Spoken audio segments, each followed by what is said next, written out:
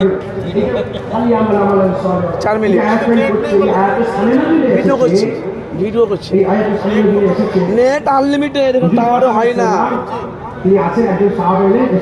সেদিন এতে গেলাম পুনাইনি গো যে ইস্তামায় নেট চলেনি জানো। কিন্তু আমি চাই যে আমার ইবাদতটা লোক জানুক। 4 মিনিট এটা লোক জানুক, লোক জানুক, এটাই আমি খুশি হই, এটা আমার ভালো লাগে। হুজুর পাক বললেন দেখো, তখন আয়াত লাগে না, হুজুর পাক বললেন দেখো এ করলে হবে না, তোমাকে নামাজ যা করতে হবে আল্লাহর জন্য করতে, লোকের খেয়াল রাখতে হবে। হুজুর পাক যখন এই কথাটা বললেন, হুজুর পাকে এই আয়াতে হুজুর পাক তোমাকে দেখতে পাওয়া যাচ্ছে না। আল্লাহ পাক সমান কানা ইয়াজিলে পাওয়ার এই আয়াত আল্লাহ নাযিল করে দিলেন একবার জোরে বলেন। ইবাদতে গোপন ছেড়ে কাছে না নেই দান করছেন, মনটা খুশি হয়েছে, লোক দেখছে তো আমি অর্থ করছি, আমার এর মধ্যে গোপন ছেড়ে কাছে লোক দেখছে, কেমন দেখছে দুনিয়ার অর্থ করছে তার মানে আল্লাহ ইবাদতে কাউকে শরীক করলে হবে না, সেরে কাছে। তাহলে ইবাদত করার সময় বললাম একটা ইবাদত রিয়া সেরে। খুব খেয়াল করে শুনে গেলাম, আমি আপনাদের কাছে রমজান মাসের কথা বলছি। এই রমজান মাসে রোজাটা যদি আমরা রাখতে পারি, এই রোজাটা আমার আল্লাহ পাক এই রোজার ব্যাপারে হাদিসে কুদসির মধ্যে বলেছে, আস-সাওমুলি ওয়া আনা উযযা বিহি, আস-সাওমুলি ওয়া আনা আজিযু বিহি। আমার আল্লাহ পাক কোরআন শরীফের মধ্যে বলেছে রোজা আমার জন্য, এর প্রতিদান আমি আল্লাহ দেব।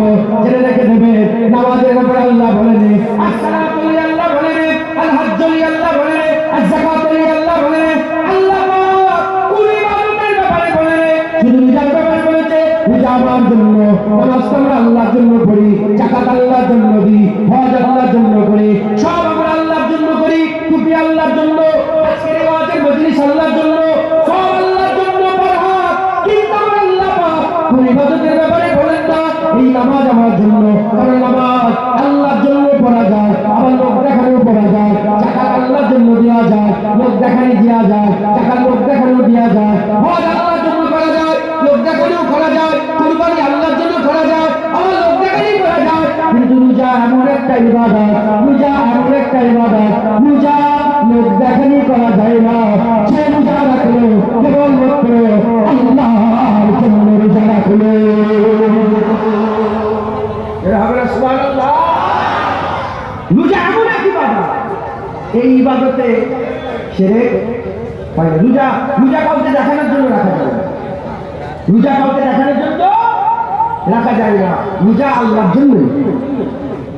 হ্যাঁ, ধরেন আমি হয়ে গেছি রোজার মাস, আমি এই রোজার মাসে আজকে 2 দিন ইফতার করলাম, পরে ছুটছি আল্লাহ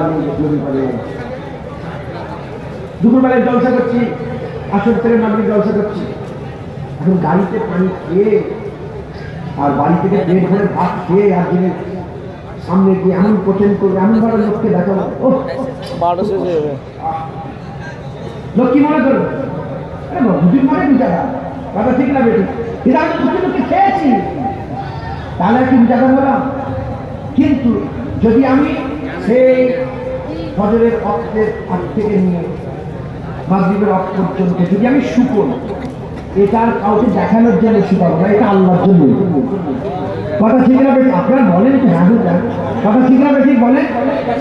ওকে, যে নিজে রাখলো সে কার জন্য রাখলো? আল্লাহ। আমার আল্লাহ পাক হুজুর পাক সাল্লাল্লাহু মাধ্যমে জানিয়ে দিয়েছে প্রতিটা ইবাদতে এক থেকে আল্লাহ পাক 70 গুণ, কোরআন আয়াতে 700 গুণ পর্যন্ত আল্লাহ বরকত দান করে থাকে। যখন আপনি 1000 টাকা দান করলেন, আল্লাহর ইচ্ছা নিয়ত করে আল্লাহ পাক দেবে, নিয়ত করে দেবে।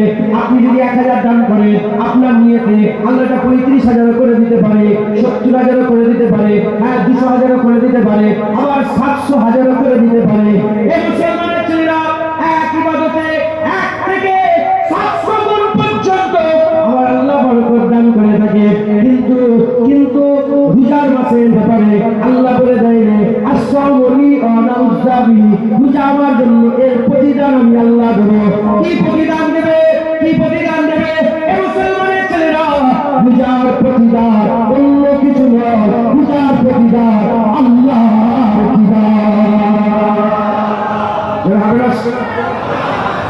রোজার প্রতিদান আল্লাহ দিদার, একবার জোরে বলেন সুবহানাল্লাহ। রোজার প্রতিদান আল্লাহ দিদার।